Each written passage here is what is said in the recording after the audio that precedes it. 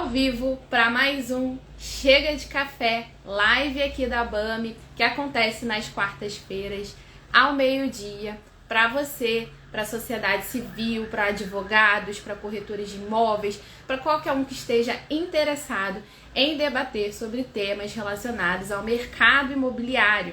E hoje a gente vai receber uma convidada muito especial, que é a doutora Ingrid Eustáquio.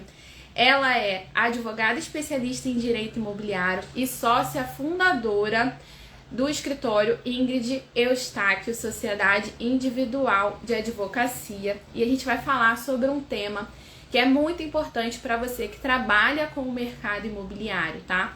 Que são os aspectos indispensáveis nos contratos imobiliários. Então a gente vai falar sobre contrato imobiliário aqui. Vamos chamar a Ingrid para cá para essa conversa. E eu quero saber quem está gostando aqui dessas lives de quarta-feira. Por favor, interage aqui com a gente, que a gente gosta dessa interação, de saber como é que vocês estão.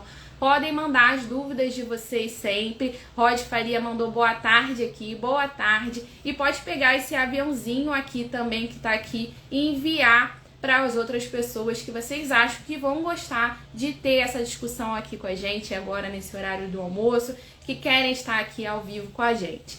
Sabemos que não dá para todo mundo estar aqui ao vivo, então a gente deixa sim essas lives salvas, podem ficar tranquilo que dá para assistir depois. A nossa convidada especial já chegou aqui, a Ingrid está aqui e eu vou colocar ela aqui na conversa para a gente começar a falar um pouquinho sobre os contratos imobiliários, tá? Vamos lá convidar a Ingrid.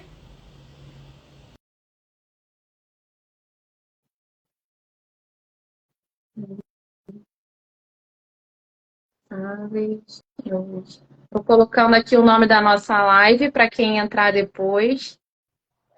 Boa tarde, se a gente voltou. Oi, tudo bem?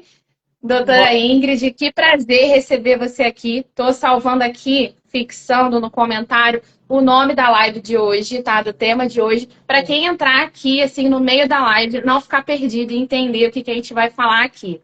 E é um imenso prazer, tá? Meu também e da ABAME de receber assim, a doutora aqui hoje, tá? E a gente vai falar sobre um tema que é muito queridinho aqui na ABAME, que todo mundo gosta de falar, que são sobre os aspectos indispensáveis nos contratos imobiliários. Então, esse tema é realmente um tema que é muito debatido aqui na ABAME e a gente vai adorar escutar quais são aqueles aspectos que não podem faltar de jeito nenhum num bom contrato imobiliário. Então, eu vou dar a palavra agora para que a doutora Ingrid Eustáquio possa aqui se apresentar e iniciar aqui as considerações dela a respeito do tema. Muito obrigada pela sua participação. Obrigada, Natália. Eu vou dispensar as formalidades, tá, Nath? Quero agradecer a BAM e o espaço aqui, está podendo trazer um pouquinho do meu conhecimento. Bom, a Natália já me apresentou muito bem, né? E é um tema também que Ingrid, eu gosto. eu não estou Oi. te ouvindo muito bem, então acredito que talvez seja fone de ouvido, pela experiência que eu tenho tido aqui. Eu vou até pedir para todo mundo me dizer aqui se é comigo ou se vocês também não estão escutando a doutora Ingrid bem, tá? Então, aqui a ADV Marcele Pires mandou boa tarde, ótimo tema. Vocês estão ouvindo a gente bem? Comenta aqui para eu saber, tá? Por favor, vê se vocês estão me escutando legal. Eu acredito que esteja um pouco abafado e distante a voz para mim, tá? Alguém respondeu aqui que tá tranquilo, então talvez seja para mim, É, mas eu vamos é. iniciar Melhorou? então, tá? Melhorou? Melhorou, Começa né? a falar para eu escutar para ver se tá se regular, Tá se bom. já Ah, melhorou, tá? ó, falaram que dá para ouvir. Eu vou Perfeito. continuar, então. Bom, a Natália já me apresentou. É uma honra estar aqui na Comunicar falando de um tema que eu amo, um tema no qual eu atuo diariamente. Inclusive, estava até falando com a Natália aqui nos bastidores que eu estou finalizando um parecer de análise de risco. E eu vou dizer para vocês que já vou iniciar o meu bate-papo aqui do nosso Chega de Café, falando do motivo, né? Do porquê que eu trouxe a análise de risco como um item indispensável para para a elaboração de um contrato. Tá? A análise de risco, todo negócio tem seu risco. Né? Por mais perfeito que pareça ser, todo negócio jurídico tem seu risco. E aí eu vou falar, contrato imobiliário é muito amplo, né, gente? Então hoje eu vou falar do tema do contrato de compra e venda, a promessa de compra e venda, me debruçar mais sobre eles hoje, porque é muito amplo, é muita coisa para falar, e a gente tem pouco tempo aqui, não dá para falar de todos os contratos que envolvem o direito imobiliário. Mas vamos lá, continuando sobre a análise de risco. Eu gosto de trazer, inclusive, até como uma opção de serviço para o meu cliente, a análise de risco, porque para mim ela é uma etapa de elaboração de contrato, ainda que eu não analise todas as possibilidades possíveis, todos os riscos possíveis daquela negociação.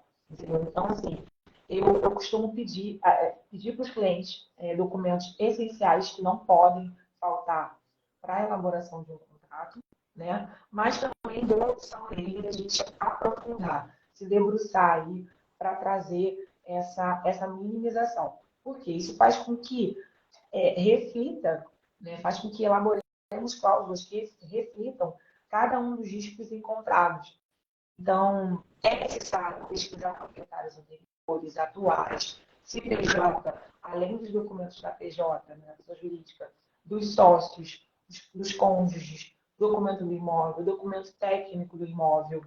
Então, assim, todos esses documentos é necessário a gente analisar de maneira aprofundada antes de elaborar um contrato, tá? E assim, ainda que não faça, como eu falei, uma análise aprofundada, não é possível começar um contrato sem ter uma certidão de inteiro teor do imóvel, para saber ali, uma certidão atualizada com 30 dias, um prazo de 30 dias, a certidão do débito do imóvel, próprio REM, que a gente fala, né, que é a IPTU e condomínio, que a gente fala próprio terreno, que é um débito do imóvel mesmo, não é da pessoa física, né? Tá? E a pessoa jurídica que é dona do imóvel. A certidão civil atualizada, 30 dias, principalmente do devedor. Gente, por quê? Condição de regime de bens. A gente acha que não, mas isso influencia num contrato de compra e venda. Então, é importante a gente ter a certidão atualizada, principalmente do vendedor. Do comprador, só se for uma confissão de dívida. Tá? A pessoa está fazendo ali uma confissão que está devendo tanto daquele contrato, então é bom ter a certidão dele de casamento por conta dessa questão mesmo de regime de bens, divisão e tal. Mas do comprador não é essencial ter, porque ele só vai ter eventuais problemas se ele omitir o estado civil dele numa venda desse imóvel que ele está adquirindo.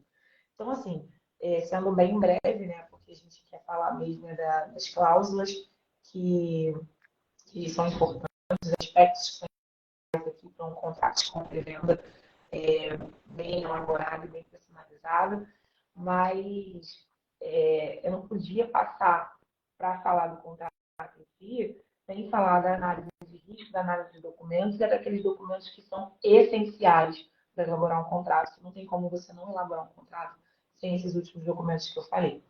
E aí eu gosto de brincar, eu gosto de falar, Luiz, obrigada pelo carinho. Eu gosto de brincar que os contratos, eles são manuais, né? E o jogo é a negociação imobiliária e o contrato são os manuais. São eles que vão ditar as regras daquele jogo, daquela negociação.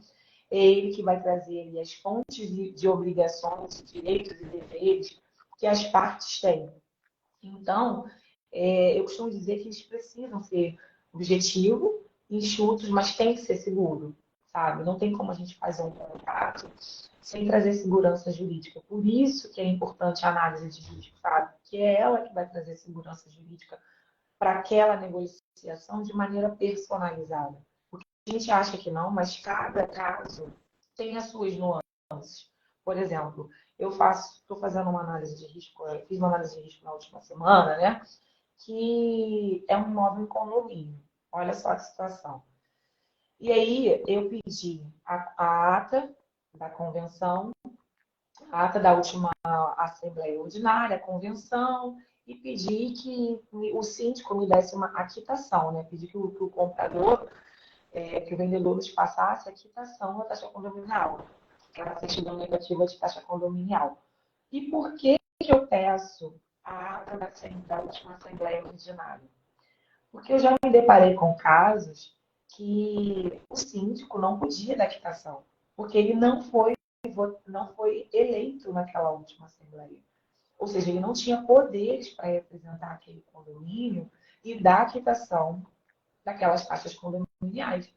E aí, quando a gente percebeu que não era, né, eu logo me atentei para pedir essa documentação, falei, peraí, então quem é o síndico atualmente? A gente precisa que o síndico atual, o síndico que foi, né, constituído ali na Assembleia, dê a quitação, porque senão não vai valer de nada. Se futuramente surgir taxas condominiais desse imóvel, o meu cliente vai ter que assumir, porque o imóvel já vai ter que ser transferido para ele. Então, assim, até para a gente poder correr atrás disso e resolver e tal, é um desgaste. Então, é bem importante a gente se atentar a cada caso na hora da gente fazer e elaborar um contrato, fazer uma análise ainda que superficial da documentação. E aí, seguindo, né, eu falo que a gente tem que evitar cláusulas que deem margens para interpretações diversas e de difícil compreensão. Porque a gente às vezes vê contrato, gente, às vezes tira contrato para analisar de mais de 40 páginas. Assim, tirando o contrato de alienação fiduciária, que ainda assim, os contratos de alienação fiduciárias hoje, muitos que eu tenho visto, estão bem objetivos, estão direto ao ponto, seguindo aquelas regras ali que a lei de incorporações e condomínio determina, tá? Assim, tem muitos que prolongam, falam coisas que não têm necessidade. E aí eu gosto de trazer também as etapas que eu uso para elaborar os contratos aqui no escritório, né? Que é escutar, ter uma escuta ativa, analisar bem o negócio para pensar numa solução jurídica que seja personalizada, equilibrada, que aí a gente constrói um bom contrato, agrega valor e entrega a realidade daquela negociação. Como eu estou falando, gente, personalizado. Não tem como pegar um modelinho da internet, um modelinho para amigo e simplesmente colocar os dados dos clientes ali e a vida que segue. Esses dias eu estava reparando numa promessa de compra e venda de um distrato que eu estou fazendo, que ela não segue as regras que a lei de condomínios e incorporação fala, que tem que ter hoje em dia a obrigatoriedade do quadro de resumo. E nesse quadro de resumo, tem itens ali que devem constar de maneira obrigatória, senão volta, se volta contra a incorporadora, o loteador, enfim, né? E o consumidor é que tem ali a vantagem pela desvantagem excessiva da negociação. Então, assim, tem que ter, e tem alguns itens, inclusive, no quadro que tem que estar delimitado, como o próprio direito ao arrependimento, ele tem que estar expresso no quadro de resumo, e o prazo também de carência, aqueles 180 dias após o prazo da entrega do imóvel, tem que estar negritado. Então, assim, são observações que quem não é advogado também, é bom a gente trazer, porque, assim, estou aqui tentando fazer uma negociação, e eu já falo, tá? Isso, né? É muito bom a gente ter um advogado na negociação. Se a gente puder ter um advogado com a gente na negociação, excelente. Justamente porque te traz mais segurança. Mas se não tiver, pelo menos na negociação, você vê aquele pré-contrato, os esboço de como vai ser, você já deu uma olhada, uma analisada, se essas regras que é lei que eu vou falar aqui, está constando ali, sabe? Essas nuances principais, está constando como item obrigatório no contrato. Se está ali da maneira que deve ser, né? Para não trazer nulidades aí para o seu contrato e problemas futuros. Então, assim, é importante, como eu estou falando aqui, né?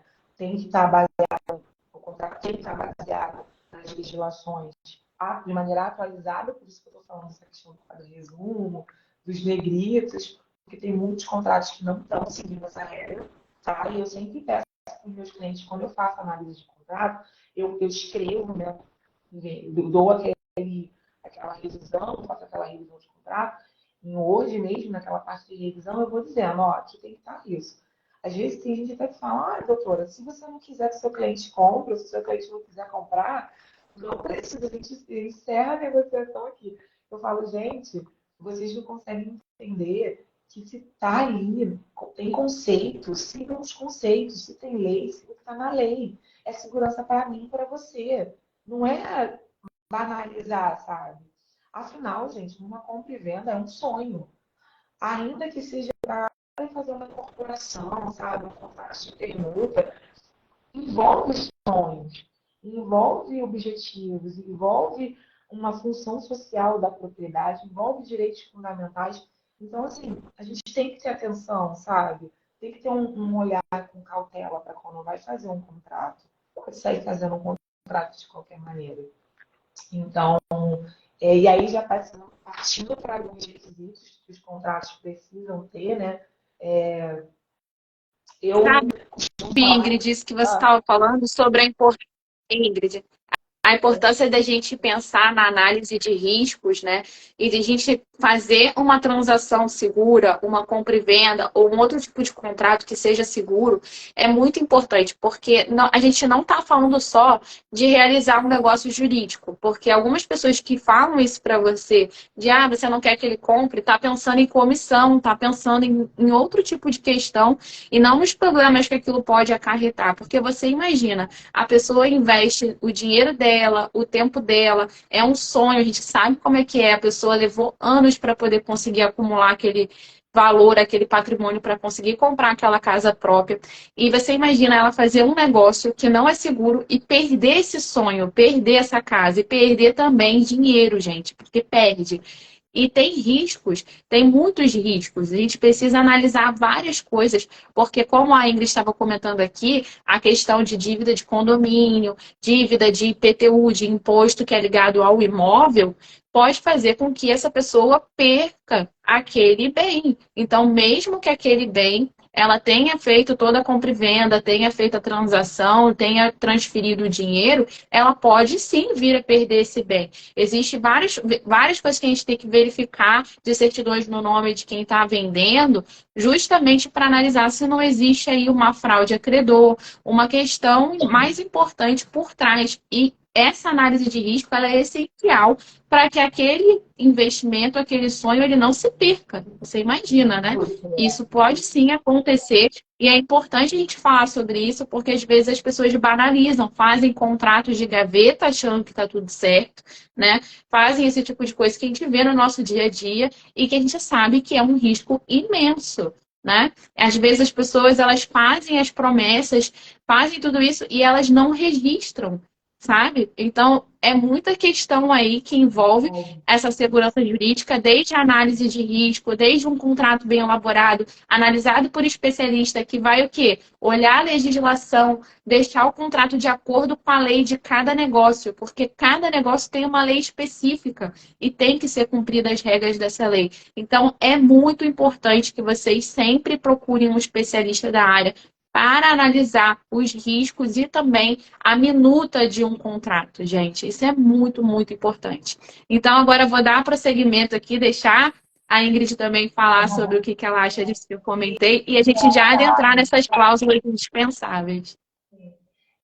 E assim, você está falando, né? A gente não tem noção de que é uma minuta mesmo, né? E que isso pode ser feito de maneira particular, advogados, mas que posteriormente, dependendo do valor do imóvel, você tem que fazer a escritura. Eu recomendo fazer a escritura em qualquer valor, tá? Seja acima ou abaixo de 30 salários mínimos. Por quê? Como a gente mesmo falou, traz fé pública e traz publicidade. Então, eu recomendo estar sempre fazendo a escritura pública para todo tipo de imóvel que você vai estar adquirindo, mesmo que seja abaixo de 30 salários mínimos. Mas, dando continuidade, você falou também uma questão muito importante da fraude e execução. Eu também já vi casos de disponibilidade no bem. Disponibilidade que a pessoa já estava já querendo pagar imposto de transmissão, já tirando guia. E eu falei, não, mas espera aí, você já pagou, já fez? Não, porque, doutora, o que eu... Não, tem uma disponibilidade aqui no bem. Aí vamos lá, vamos ver como é que está essa disponibilidade. O processo já foi baixado, já terminou? Por que ainda não foi dado baixa? A pessoa já pagou? Porque assim, não é que isso vai impedir de você comprar. Porque às vezes tem uma disponibilidade que só o cartório ainda não fez a baixa do gravame. Mas na raiz, já transitou julgado, já pagou, não deve mais nada, entendeu? Só falta mesmo o cartório estar baixando esse gravame. Então, aí, esse advogado que está fazendo a análise para você pode se auxiliar nessa baixa, ou o advogado, a outra parte, fica ali uma cláusula, eu até falo, já vou até já dar um spoiler aqui, já falar mesmo, né, na verdade, que é uma cláusula de condição resolutiva.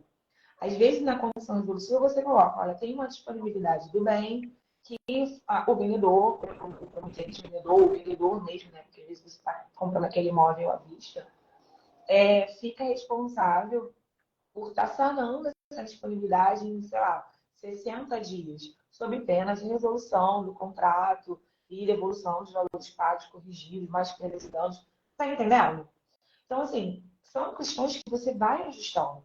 Você imagina, às vezes você pode perder um ótimo negócio porque você simplesmente não olhou que tinha uma disponibilidade que vai te causar um problema, ou porque você não conseguiu visualizar aquela disponibilidade, não vai te causar um problema. Você pode trazer isso para dentro do contrato, dentro dos considerandos ali, né? Você pode fazer abaixo do quadro resumo, sim, considerando que existe uma pendência no imóvel, registrado no ofício tal, tal, tal, tal, matrícula tal. E aí, nas condições, que são as cláusulas em si, colocar uma cláusula resolutiva de que a responsabilidade por resolver aquela pendência, aquele gravame vai ser do vendedor, sob pena de resolução do contrato, enfim. Você está vendo como é que as coisas precisam ter uma olhada no especialista? A gente está, como você falou, as pessoas precisam ter uma olhada do especialista. E aí, assim, o que eu falo? Tem que pactuar, já entrando na escola, pactuar multa, juros, correção, previsão para determinado atraso de determinada obrigação. Ó, se você atrasar a emissão na minha posse desse imóvel aqui que está em construção, vai gerar uma multa diária de R$ 500. Gente, isso não é possível de acontecer não, tá? E você, como o contrato de compra e venda de imóvel na planta, inclusive, não é adesão. As pessoas pensam que é contrato igual de cartão de crédito, mas não é. Né? Você não está fazendo uma adesão. Ali é bilateral. Tá? O contrato de compra e venda é bilateral. Então, você pode, sim, falar, olha, tudo bem, você tem a carência aí. Mas e eu fico como? Você está entendendo? Aí, meu prazo de arrependimento é só 7 dias? Ou eu posso alargar um pouco isso? Porque isso é possível também. Entendeu? Dependendo se você quiser aceitar que a pessoa coloque o prazo lá da carência, não estabeleça uma multa pelo tempo de atraso na entrega de emissão, ou até mesmo não sujeito imóvel da planta, não, tá? Às vezes, imóvel já construído, que a pessoa tem algumas pendências para resolver, e a gente determina que a emissão da posse vai ser tantos dias após o contrato. Se não acontecer, a gente pode estabelecer essa multa diária, entendeu? Não tem problema nenhum. Tá? O que importa aqui é que as cláusulas sejam dotadas de boa-fé, sejam de maneira transparente, de acordo com o que está ali sendo avançado no contrato. Tá? Então, assim, além de pactuar todas essas nuances que parecem bobas, né? Às vezes tem contrato que não tem. Se eu descumprir essa obrigação, eu faço o quê? Vamos discutir isso no judiciário? Sabe? Algo que já poderia estar ali estabelecido, eu não acho legal. Falo da validade, a validade do contrato. O que é a validade? É aquela regrinha que a gente conhece do Código Civil, né? Tem que ser uma manifestação de vontade sem vício, as partes têm que ser capazes, ou seja, tem que ser maior de 18 anos ou emancipado, e aí é que vem o que eu gosto muito de falar aqui no meu Instagram, né? No meu arroba aqui. Gente, esse negócio de quero comprar um imóvel e colocar no nome do meu filho, a gente sabe que hoje em dia muitos adolescentes, por conta dessa questão de youtuber, influencer, têm condição financeira de comprar um imóvel, né? A gente sabe. Mas aí o que a gente tem que fazer? O pai e a mãe ou emancipa a criança, o adolescente, o jovem ali, para ele poder conseguir fazer, e você fica como administrador, né? Porque a pessoa ainda é ali. Ou quer comprar um imóvel e botar no nome do filho, a gente tem que entender que o filho tem a capacidade financeira para comprar aquele imóvel. Porque a gente tem que demonstrar isso, tá? E aí a normalmente a gente vê isso quando as pessoas querem burlar, né, os impostos, né, Natália? Às vezes a pessoa fala que quer comprar um imóvel no nome do filho para não pagar ali um imposto de transmissão, um imposto de doação. E não pode. Tá? Em regra, são duas operações que acontecem. Você tem que comprar um imóvel no seu nome, você pai, você mãe, e depois doar ao seu filho. Ou seja, paga o TBI da compra do imóvel, paga o TB e TCMD da doação. Tá? E aí, para você até fazer qualquer tipo de transação de um imóvel que esteja no nome do seu filho também, eu quero vender o imóvel no nome do meu filho. Você tem que provar que a necessidade.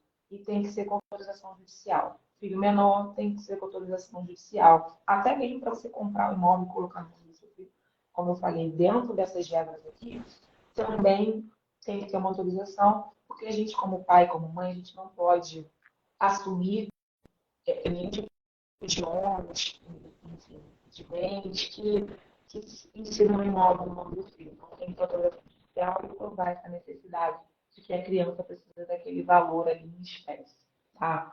E aí, eu já sei, tem que ser um objeto lícito, possível e determinado. E aí eu gosto de dar o exemplo da herança de pessoa viva, né? A gente tem muito isso aí. Olha só, eu tenho uma herança para vender, mas a minha mãe ainda está viva, o meu pai está vivo. Gente, matem as pessoas antes do tempo, né? Não tem como fazer negócio, não tem como ter objeto de herança viva. Eu gosto de trazer esse exemplo, que é um exemplo que a gente escuta muito, né? No escritório da gente, como advogado, a pessoa querer vender uma herança que ainda não aconteceu a sucessão. Eu também gosto de estabelecer nos contratos que tem que ter uma forma que não pode ser proibido na lei, ou seja, ou né, tem que estar, como a gente já falou aqui anteriormente, né, se a lei prevê que aquele tipo de negociação tem que ser por escritura pública, deve ser feito por escritura pública e não por instrumento particular. Então, voltando ao que a gente falou, né, Nádia? A gente faz a minuta por instrumento particular, enquanto advogados, mas o cliente, tá, deve levar para o cartório de notas, lavrar essa escritura, redigir e dar fé pública para essa escritura para depois, ela sim, tem força de título translativo. Ela você vai levar para o RG competente para fazer o registro dessa propriedade no seu nome. Então, assim, só vai valer como título translativo a escritura, o instrumento particular, aquela minuta que a gente faz, se for imóvel abaixo de 30 salários mínimos, ou aquelas exceções previstas em lei, como, por exemplo, um dia chegou aqui no escritório a cliente doutora, esse meu contrato de alienação fiduciária já vale como escritura pública? Eu falei, vale. É uma exceção que a lei dá, mesmo seu imóvel sendo 150 mil, 200 mil reais, a lei traz essa exceção de que esse imóvel feito mais por alienação fiduciária já vale, esse contrato de alienação vale como escritura pública. Uma das exceções, tem outras, mas eu não vou me estender muito, mas tem sim. Então, assim, é muito importante a gente observar se tem que ter algum tipo de formalidade naquele título. Porque senão, gente, é nulo, não vale de nada, não tem força, sabe?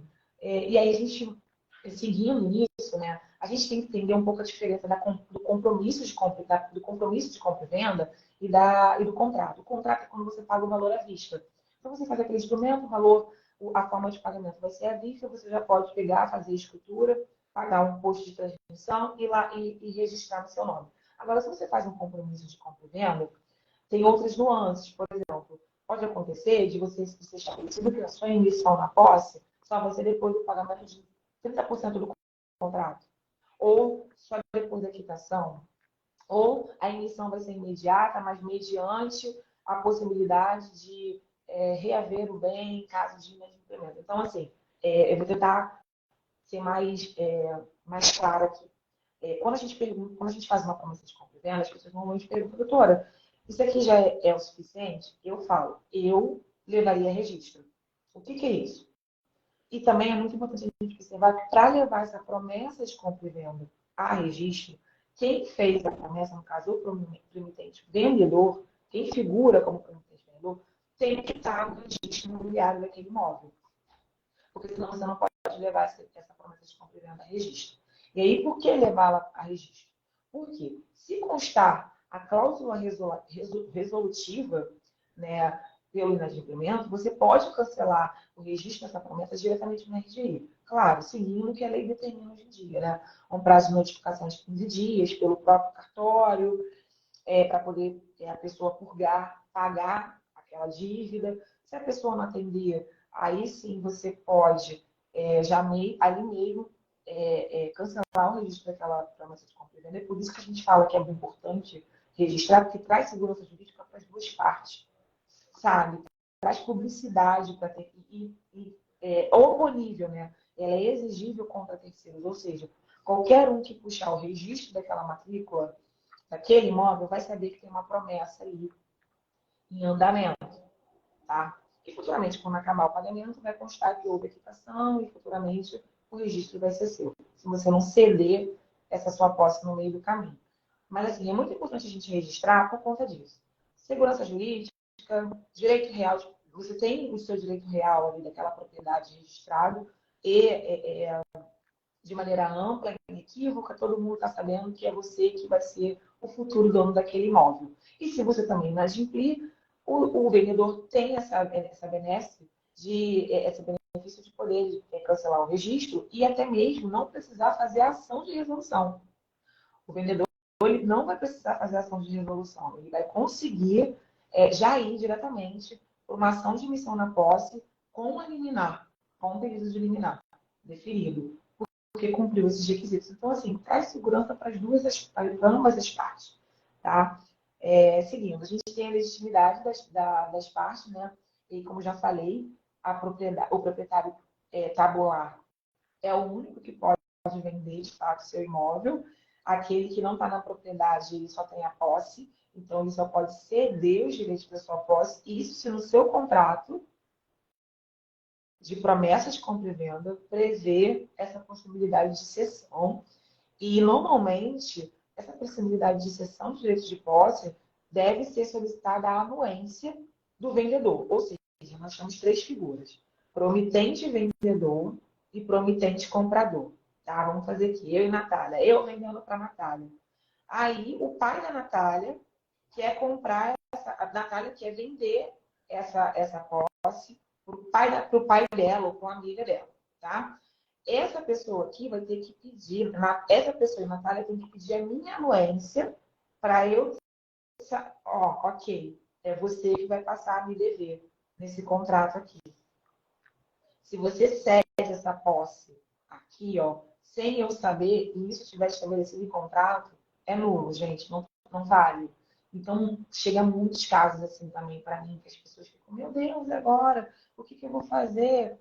Então, observem bem essas regrinhas do que está no contrato e do que não pode faltar no contrato. Tá? Essas cláusulas de cessão, de inadimplemento, registro, tudo isso é muito importante constar. Inclusive, em relação a essa questão do registro, é importante constar expresso que, no caso do inadimplemento, vai ser notificado, aguardar o pagamento após os 15 dias, para aí sim cancelar o registro e poder solicitar a imediata emissão na posse através da ação. Tá? Não vai precisar passar por uma ação de resolução para depois ter a emissão. É muito importante isso estar expresso no contrato, tá, gente? Além dessas partes, dessa estrutura aí, né? Eu costumo falar que é bobo o que eu vou falar aqui, mas tem que ter título. O quadro resumo é obrigatório, já falei, né? O quadro resumo é obrigatório. Tem que ter no quadro resumo índice de correção, preço, taxa de juros, periodicidade, sistema de amortização, prazo final para a conclusão da obra, a carência de 180 dias, qualificação completa, incluindo a dos cônjuges, ainda que o cônjuge conste ali como estou sabendo, porque no regime não precisa da anuência dele, mas eu estou sabendo, tá? Eu estou aqui sabendo o que está acontecendo. Então, o cônjuge entra meio que na sua qualificação, quando você está comprando. Então, é importante ter. É importante a gente também a questão do direito ao arrependimento que eu já falei e da carência de maneira negritar, tá? E, por exemplo, a gente conseguiu estabelecer nos contratos de construção civil o índice que é o CUB, que é o metro cúbico, né?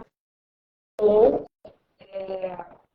o INCC, que é o Índice Nacional de Construção Civil. A gente costuma usar, eu prefiro até o CUB, que é mais em conta do que o INCC, o INCC é um pouco mais caro.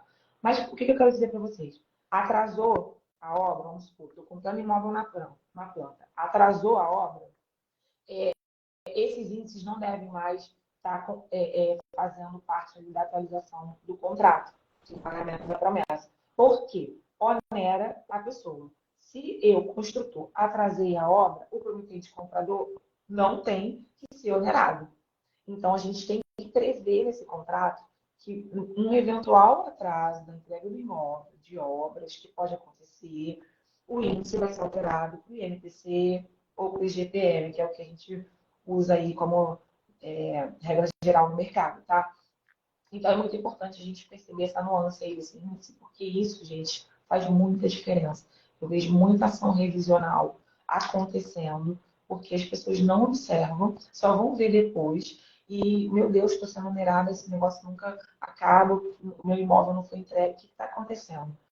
E a parcela de oneria... Perfeito, Ingrid. Está me ouvindo? Em síntese, né, todos esses aspectos que você está trazendo aqui para a gente agora são aspectos importantes para trazer segurança jurídica para esse negócio, para esse contrato. Então, a gente precisa se atentar especialmente a vários. São muitos aspectos, né? Não é difícil até a gente colocar aqui qual que é o mais importante, né? Porque são muitas coisas que podem acabar ali deixando você numa situação de insegurança quando você está pensando num contrato imobiliário. E a gente já chegou no final da nossa live, porque a gente já bateu aqui até 37 minutos. Daria para a gente ficar falando aqui mais, né? Mais uma hora passa. Então, o que eu ia falar, só para a gente encerrar, então, para você trazer aqueles 3 aspectos de tudo isso que você falou aqui, que você reputa assim, que são os mais importantes, que ninguém pode deixar de prestar atenção nisso, e a gente já vai encerrando. Eu sei que esse tempo dessa live aqui é um pouquinho curto, que são 30 minutos agora no horário do almoço, mas a gente vai poder trazer a doutora Ingrid aqui mais vezes para falar mais sobre esse tema ou sobre um contrato mais específico, talvez. A gente pega um e vai destrinchando ele aqui. Então, não se preocupem que a gente convida a doutora Ingrid para voltar aqui e continuar falando para a gente sobre contratos imobiliários, tá? Então, eu queria muito já agradecer imensamente em nome da ABAME pela sua participação, mas antes de encerrar, né, vamos falar sobre os 3 aspectos mais importantes de forma resumida para a gente terminar com chave de ouro aqui essa live. O que eu entendo aqui como mais importante, porque o consumidor, quando a gente está comprando ali, negociando, fica meio perdido e quer saber logo assim, qual é a penalidade que eu deixar de pagar? Então, para mim, essa questão do desfazimento do contrato, seja ali porque eu não estou com condições mais de dar continuidade, ou seja porque eu não adimplí, é muito importante. Você saber ali como é que vai correr os juros e tudo mais, as multas que vocês vão incorrer. É importante ter no contrato a questão para a gente se atentar, né? No caso de inadimplemento, a gente discute muito isso no judiciário. Eu vou perder tudo que eu paguei? Bom, se lá constar uma cláusula penal compensatória pelas perdas e danos do inadimplemento, sim, tá? Então, essa cláusula para mim tem que estar bem clara, bem expressa, porque é válida, gente. Mas eu perco tudo, porque o CDC fala que não perde e tudo mais. Enfim, se tiver essa cláusula expressa como cláusula penal compensatória, que é a perdas e danos pelo inadimplemento, ela é válida. Então, se atentem bem a isso. Eu acho que mas não só como uma cláusula específica, mas como também você, como comprador, tem que observar essa cláusula. E o direito ao arrependimento, porque às vezes a gente acha que é só aquele prazo de 7 dias que vale, então é bom você ter isso bem definido no contrato. Inadimplemento de ambas as partes, o direito ao arrependimento, né? E o ônus, se recai algum tipo de ônus naquele imóvel. porque isso faz a gente perder o imóvel, né? Sim. Então, para mim, é algo de extrema importância que precisa estar constando ali. Com certeza, doutora Ingrid. E essa parte é uma das mais importantes, na minha opinião, para a pessoa entender o risco também daquela negociação. Porque aí ela já vai tomar decisão. Porque a gente pode analisar, por exemplo, tem aqui saiu uma distribuição dizendo que tem um processo tal, ou que tem uma questão tal. Aí, junto com o advogado, a pessoa vai poder analisar quais são aqueles ônus, aquelas questões que estão ali vinculadas ao imóvel ou a pessoa que está fazendo aquela transação com você, o vendedor, por exemplo, né? E aí a pessoa analisar se há risco real ou não da perda daquele negócio, né? Então, eu acho que isso é muito importante, realmente, para mim, é o mais importante até. Então, a melhor forma da gente encerrar aqui hoje é com esses 3 elementos aí, esses 3 aspectos que são indispensáveis para um bom contrato imobiliário, que a gente sabe que tem todo tipo de contrato por aí, a toda sorte, mas para um bom contrato, é um contrato que se atenta a essas questões e que se preocupa com a segurança jurídica daquele negócio, para que ele não seja desfeito ou considerado nulo. Então, queria mais uma vez agradecer em nome da ABAME a sua participação, a contribuição aqui com esse projeto, com o Chega de Café. Muito obrigada, doutora Ingrid. Obrigada, doutora Natália ABAME, pelo espaço, pela oportunidade. Eu sou da família ABAME e estou sempre aqui, porque sempre que posso, colaborando, contribuindo, participando das lives, participando dos eventos lá no Zoom, presencialmente. Muito obrigada. É muito bom a gente ter associações que fortalecem a nossa classe e a nossa atuação no mercado. Sim, estamos te aguardando na sede qualquer dia para a gente conversar, de repente participar de um evento presencial por lá, até palestrando. E a gente está esperando mesmo a participação. Quem quiser ir na nossa sede, a sede fica aqui no centro do Rio de Janeiro, né, na Avenida Rio Branco. Então, podem passar lá, toda terça e quinta tem evento presencial na ABAME e vai ser um prazer receber cada um de vocês lá. Quarta-feira que vem tem mais um Chega de Café com mais um tema, um novo tema, sempre envolvendo o mercado imobiliário. Então, espero todos vocês na próxima quarta-feira. Um beijo, muito obrigada. Tchau.